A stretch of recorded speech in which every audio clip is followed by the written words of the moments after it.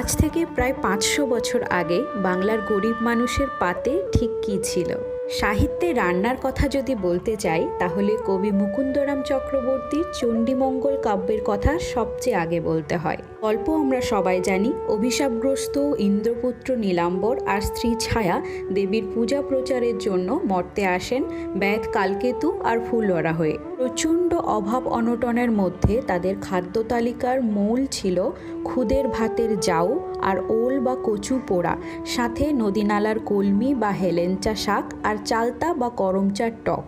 দেবীর আশীর্বাদে কালকেতু রাজা হয় আর দেবীর পুজো ছড়িয়ে পড়ে সাধারণ জনমানসে। তবে এই কাব্য শুধুমাত্র দেবদেবীর অলৌকিক মাহাত্ম্য প্রচারের একদমই নয়। বাংলায় তখন রাজনৈতিক অস্থিরতা তুঙ্গে, অধিকাংশ মানুষই খুদকুড়ো দিয়ে দিন পার করছেন।